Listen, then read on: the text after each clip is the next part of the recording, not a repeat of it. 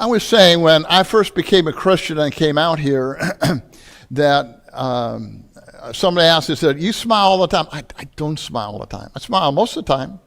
But you're like everybody else. Sometimes you're tired or irritated or there's just challenges. But most of the time, and I got that way because after I was converted and came out here to Washington and back almost before time, 1965, went up to Kirkland, studied there for 5 years, and there were brothers there just a few years older than me, and they had attitudes. I said, I appreciate your song leading, by the way. Powerful, joyous, and I appreciated that. And so there were individuals. I said, how about you as a song leader? Not me. That's not my gift. I tried it, and I had one preacher's wife came by and said, I didn't know of your new talent. And well, I was trying, and she said, don't quit your day job. Okay, so that's not going to be my strong suit. But I looked at individuals that have quality, and I said, I like that quality. You're attentive. You go around making things are okay. I noticed that. Everybody has gifts. And I looked at this one guy, he was positive. I tend to be he was way more positive than I. And I thought, I like that. I want to build that in. This morning's lesson is on building courage in others. And my first thought is, and what I did this one back in my home congregation, East Tacoma, I did this the second of a two-part series. And the first part was developing inner strength for yourself. And that's a quality lesson. But the focus on this one is the companion lesson, and it's just encouraging and helps encourage others, is helping that person, the person next to you, your family member, a new Christian, an older Christian, whatever it is, develop courage. But the question is, how do you do such a thing to give that courage? Mark Twain said, courage is the resistance to fear, not the absence of fear. It's about moving forward despite it. Everybody faces that. A long time ago, I was preaching up in Renton, and one of the elders there, Ross Hines, since passed away, a stocky guy, and he just seemed to, nothing seemed to bother him. And I said, Ross, don't you get afraid?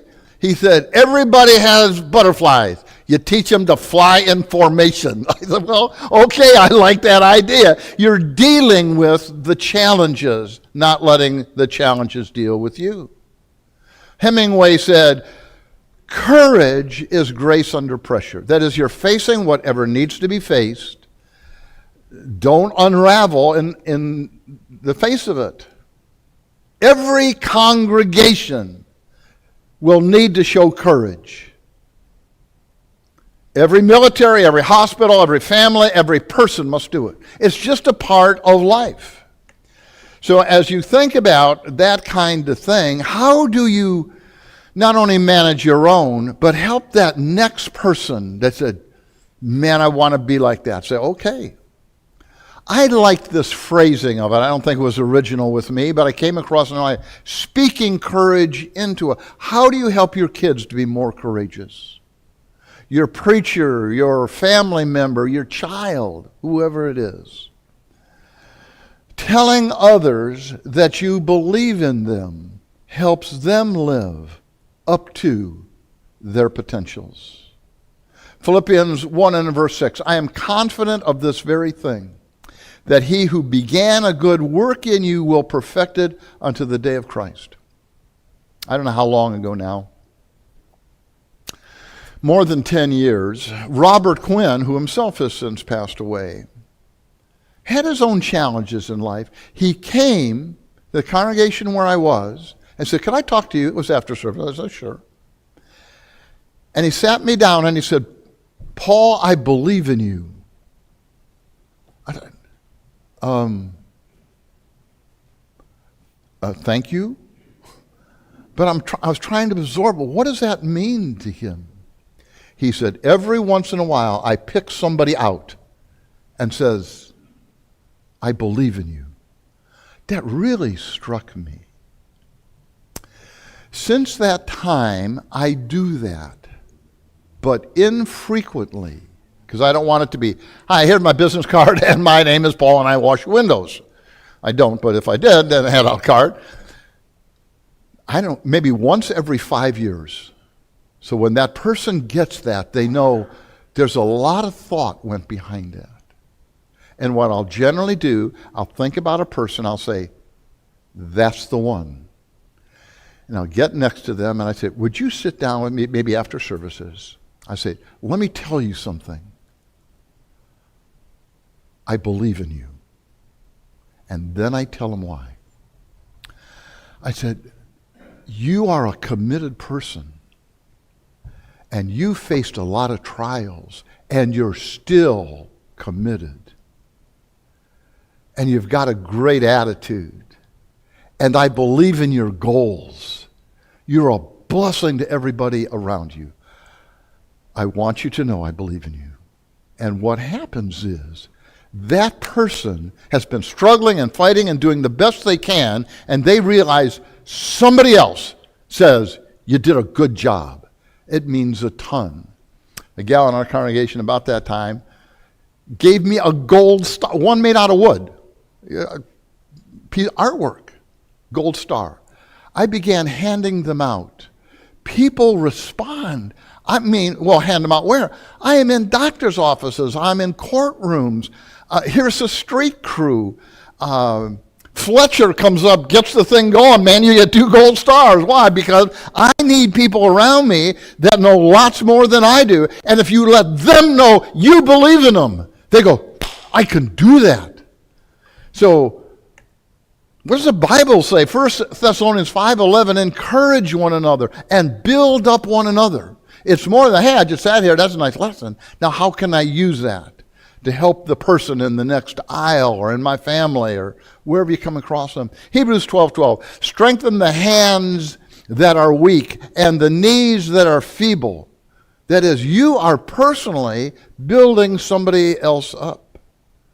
Isaiah 35:3 and following, guess where that came from? Strengthen the hands and make firm the feeble knees, and say to those with anxious heart, be strong, fear not. Your God will come with vengeance and save you. That helps so much. I've been in martial arts for years, and the strongest guy on the mat beat everybody. 4th degree black belt. Man, that is not the last guy you want to fight. Well, now you got 2 ounces of energy. But sometimes that's what came up. And he'd look at you and say, you got this. I'm thinking, man, I got nothing. And he'd look at you and say, you got this. And would give you the courage to go the next round. Say, okay, now I don't got it anymore. But the idea is, you give other people courage. It's your opportunity to share that strength with others. Stand beside them in trials. Romans 15 and in verse 1. We who are strong ought to bear the weaknesses of those who are without strength, and not just please ourselves. Proverbs 17:17. There's a friend that sticks closer than a brother. And I've told people that for decades. You are closer than my own physical family ever was. Why? They went their own way. I mean, we cared about each other, but it was highly dysfunctional.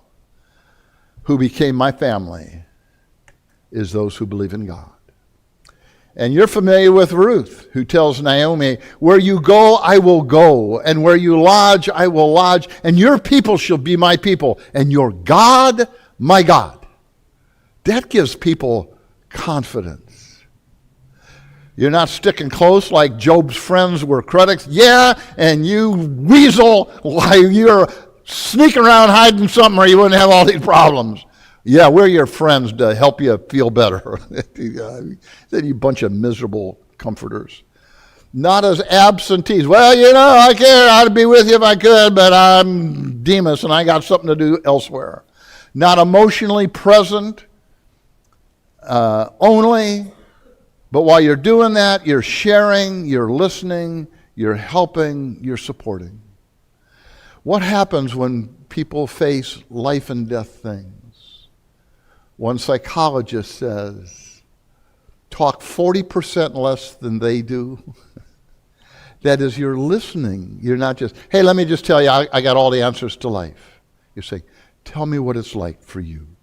You're standing beside them in trials. How do you build courage in others? Well, you model it for them. In 1 Timothy 4:12, Paul says, in speech and conduct, in love and faith, show yourself as an example of those who believe. If you want to see it in others, try to demonstrate. I don't mean being a show-off, but you're just facing your challenges and heartaches and reversals, and you do the best you can, holding your head up, being as positive as the circumstances will allow. Rudyard Kipling's poem, If, I memorized as a young man.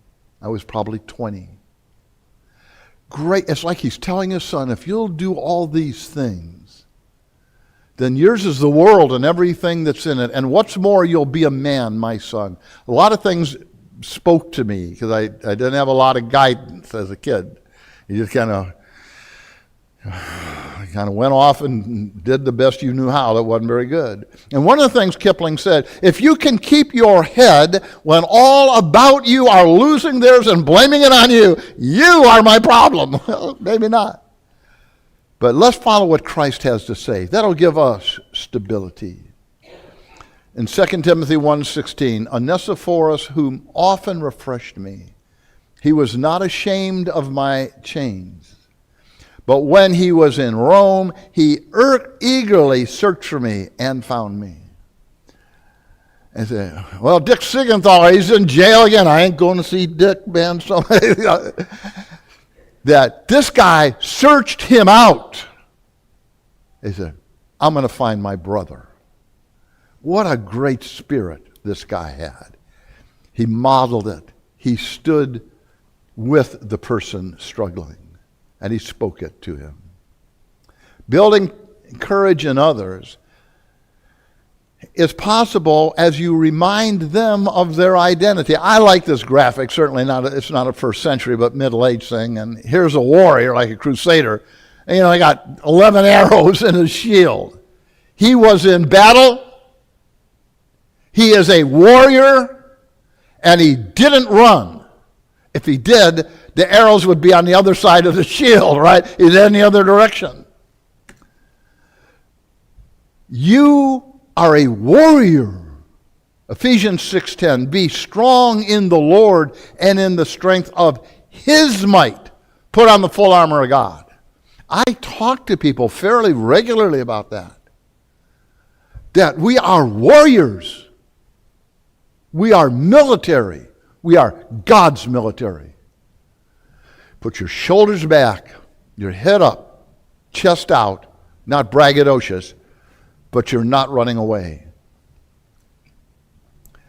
When he says, be strong in the Lord, that word strong, and there's a different word for strength and might in this particular verse. When he says, be strong in the word, that's the word you're familiar with, the Greek word dunamis, from which we get dynamite. It's interesting because he's not showing, hey, you got it all figured out, and so you've manufactured it. Because in the Greek, you may not care about this, but it has if you stay awake another 11 seconds, it has some neat things. It's in the present tense. Not only it's going on now, it suggests a continuous action. And the second thing that blew me away is passive. It's what he got. Not what I got here, I've been pumping iron and I'm reciting all these positive mental attitude things. It's what God gives. I went, wow. You be strong with the strength that God supplies. That is, fight life's battles with courage and confidence, knowing God is ultimately in control. I don't know how many times I had to be run over with a train thinking, yeah, if I do this and this and this, it'll all work out right. Romans 8:28, all things work together for good to those who love God, to those who are called according to his purpose. I don't have all the answers. I don't know how to do it. That's God's business. I need to show up and stand up. And he said, the idea, be strong, that is, you be strong. The plural in Hebrews 12:14, you plural, that is, all of us have not resisted unto blood, that to the point of shedding blood, in your striving against sin. We try to do what's right. We don't always get it right, and sometimes it's spectacular how poor it is. He said, but I tell you what, you probably haven't lost 2 quarts of blood in the process yet. Early Christians did. We get beat up. We get scarred. We hurt. But I was sharing with some that quote is from a song, No Scars in Heaven. And he's really talking about a friend who died. And that you earned your scars. But in heaven there'll be no brokenness. And all will be made new. And there'll be no scars in heaven except on the hands now holding you. Metaphorically, here's Jesus. He's paid the price. We've surrendered. We've run our race. And he's given us the glory. And no more scars. No more wheelchairs, no more canes, no more nearly blind, can't remember. God said, I've got it all figured out. Your job is you are a warrior. You show up. You then have the opportunity to pray with them and for them. In Luke 22 and verse 32, Jesus said to Peter, I have prayed that your faith may not fail. Well, how did that work out? In the arrest, right? Hey, Peter said, man, I am out of here. Hey, no, wait a minute. I saw you with him. No, you're mistaken. No, your speech says you're a Galilean. He's cursing. I don't think that means profanities. He's uttering oaths, affirming, supposedly in God's sight, that I don't know him. Peter, you are a liar and a traitor. Jesus meets him then on the shore of Galilee. And he said, do you love me more than these? I mean, you were the braggadocious one. All fall away, man. I'll be the last man standing. And, of course, he doesn't use the word agape, but phileo. I haven't been acting in your best interest, but, I always liked you. Good. But you ran away. Peter learned. Peter grew. That wasn't his only failure, but he did better. And it is said, and you're aware, that on his execution, it is said traditionally that he requested to be crucified upside down because he did not deserve to be crucified like his master. I go, oh, wow. He had to grow. Jesus prayed for him. In Philippians 1:4, Paul says to the saints at Philippi, how I'm always offering prayer with joy in my every prayer for you all. How? Man, we don't think about that. Yeah, well, he prayed for him. He said, all the time. Wow. Romans 1:9 and 10, Paul said, God is my witness. So he's saying an oath before God. God, you know what I'm about to say is absolutely true. How unceasingly, to Rome, that he's never yet been to, I make mention of you, you saints in Rome, that I've never yet met, always in my prayers. How often do we pray for one another? The church. Those that are, usually, for me, it's a lot. Here's the ones that are hurting. How's everybody else doing? I don't know. God is showing us the saints prayed for all the saints. All the time. I go, You're praying with them and for them. Colossians 1:9 and 11. How we have not ceased to pray for you and ask that you might be strengthened with all power according to what? His glorious might. Keep on growing, Christians. You're doing good. Keep on fighting. Strap on that armor. Say, I got whipped that last time. I didn't come out so good. That's okay. You've learned. You've learned. You keep on battling. So pray with them and for them, and then challenge them to move beyond their comfort zone. Oftentimes, I'll talk to a person that I want them to take the next step, whatever it is for them. And they've been a little resistant. I kind of, well, here's that foot. Okay, get that next foot out there. And you can see that I did this just Saturday to an individual that had been resistant to growing. And I said, you're right. And so what you're challenging them to do is, if you're afraid of stubbing your toe, it's extremely rare when you don't move your feet. And so you've got to actually move that foot, take a step, and growth is apt to happen. Mordecai says to Esther 4:14, he said, who knows whether you have not attained to royalty for such a time as this? You're on the spot. You've got the chance. Don't pass it up. Among my favorites is God to Elijah. Jezebel has put out a death warrant on him. Man, I'm out of town. And so he's down there in Horeb, the wind and all this and that. And God comes to him, 1 Kings 19:9, and he says, Elijah, what are you doing here? Well, God, let me tell you, Elijah, you got a mission. You go back where you came from. I want you to anoint Hazael king over Syria, Jehu king over Israel, and Elisha as prophet in your place. One of the things that overcomes fear is action. Just do it. And challenge them. Paul to Timothy, 2 Timothy 1:6 and following, New International Version reading, says, fan into flames the gift of God. For God has not given us a spirit of timidity, but of power. We've all been camping sometime or another, and if it's overnight and the next morning you get up and there's the ashes there. But sometimes there's enough heat.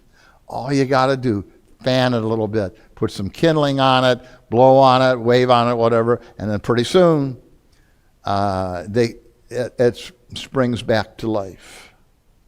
So challenge them to move out of their comfort zone. You can only grow if you're willing to feel awkward and uncomfortable and try something new. Sometimes I'll illustrate it as if you have a bullseye, and so successive circles. The center of the bullseye is your comfort zone, where you like staying because you know what to do and all such as that. The next ring out I describe as your awkward zone. I'm not there yet, but if I did, man, I wouldn't be completely comfortable. And the ring beyond that is your miserable zone. I never ask people to go from your comfort zone to your miserable zone. That seemed too big a jump. I said, what if you took one step? Just get over there a little bit in that awkward zone. That's how you learn to drive and do everything, walk, everything you've ever done. Challenge that awkwardness. And you're asking them to move beyond their comfort zone. One person said, ships are safe at harbor, but aren't built to stay at harbor. Why you build them? Building them to go someplace, do something. Yeah, but bad things can happen. Yep, and good things can happen. That's why God created you. And so, number 7 then is celebrate every small victory.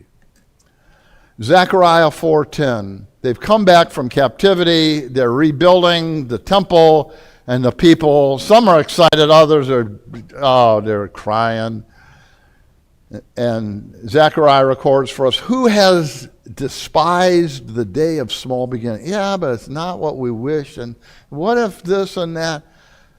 Look, you made some progress. Celebrate that. How many people watch fireworks, whether outside or at home last night? Anybody do that? All right, here it is. 6 of us. What? It's the 250th anniversary of the country. I get my daughter who lives close and our grandchild, and we just get out there and we got whatever those are, swizzle color sticks around your neck and eating junk and cheering the fireworks. Well, yeah, but there's problems in the country. There have always been problems in the country. But well, sometimes people say, I say it, it's not a big deal. Oh, man, it was really exciting where we were. And I took pictures of it. I sent it to people that weren't there. Celebrate the victory. Enjoy the positives. Matthew 25:23. Here's the guy that only had 2 talents. And what did the master say? Well done. Yeah, man, that's kind of pathetic. Only 2. He said, well done, good and faithful servant. It is said, true or not, a talent was 75 pounds of silver. It was estimated to be 40 years of labor. So 2 talents was a matter of weight, and it was huge. One brother in Christ with us named Vince Limberg, tall guy, strong, song leader. He could preach, he could lead singing beautifully. He was whatever, CEO, CFO, something in his company, and blah, blah, blah, blah. Goes into the doctor, I'm not feeling all that strong. Doctor says, man, you got 4th stage pancreatic cancer. Wham! So what's he do about that? He said, well, I'm taking chemo. When I'm healthy enough, I lead singing. And then when I can, we're going to work on finances. He said, I've retired from work. I'm helping the congregation. He said, I was faithful all my life. But what did I do? What he's saying, he looked at it, he said, I could have done more. And I told him, you encourage believers like me with your gift for 50 years. You keep shining your light. You keep leading those songs. You keep providing shepherding for the congregation. You provide the Bible class teachers and the personal evangelists, building cleaners. Everything you do counts for Christ. Acts 13:36, another one of my cherished scriptures. David, after he had served the purpose of God in his own generation, fell asleep. How about serving to God 200 years before? If he was just back in the signers of the Constitution, I wasn't there. I have no. What about 200 years from now? I don't have it. I'm not going to be on earth. I got people say, "What are you going to do, Paul?" I thought, well, I used to think I got 10 years. Now I said, if you ask me how long you got, I look at my watch. I said, we're probably good for the next 7 minutes. And then the sermon's over. Beyond that is unknown. I'm just going to serve God. God said that's your last breath, and it is. Our job as believers is to serve God in our own generation. You do the best you can with what you got, where you are, and right now. But that's true for all of us. God, I'm not very good or perfect, certainly, and I've got this flaw, that flaw. I want to tell you, some of you guys, it was Dick, I think, was telling me restored his 19-something 72 Chevy or GMC or something. I want to tell you, you guys know this, a spark plug wrench is really helpful. Mike Evans, he knows about building stuff. Certain tools do great. Spark plug wrenches are awful in changing tires. They have minimal value as a tire iron changing a spark plug. But if you right tool, right time, it is sublime. So you just serve God where you can. Let your light shine. So as we wrap up this morning, what's it take in building courage in others? You speak courage into them. Let them know you have confidence in them. They've got potential. You think they could take that next step. And you stand beside them in trials. They look, man, too big for me. I ain't going in there. Say, I'm with you. What's the next thing to do? As Joe was with Laura in the hospital, I go in to see Joe. There's Randy. And we're standing there sitting. Why? Because you're encouraging somebody. Did he ask you to come? No, but it meant a ton. So good for you, bud. Because that's everybody. That's just the human emotion. And you model strength for them. You remind them of their identity when they feel beaten up. You are a warrior. You're going to do fine. Tough up. I'm with you. And you pray with them and for them, and then tell them you are. It surprised me as a younger preacher. People say, I'm praying for you, Paul. I said, really? I thought my job is to pray for everybody else. When I found out they're praying for me, it feels like I can do this. It gives that person courage. And then challenge them to move beyond their comfort zone. Okay, I'm going to ask you to move from where it's comfortable to where it's awkward. Would you be willing to try? I could. All right, here's how we can do that. And then celebrate every victory. Romans 8:37. We are more than conquerors through him that loved us. Christians, it's just joyous to share this with you. Why? Because this is our Christian life. This is where we all live. And we say, okay, how are you going to do? I'm good for the next 9 minutes anyhow, and I'm going to try to do it. And well, you just grow in that. I am so thankful to be here, so thankful for you and how well you're doing. We got an invitation here, and song number 906, All Things Are Ready. You'd like to be standing for that? You're going to lead us in that song? Let's be standing and sing number 906, All Things Are Ready.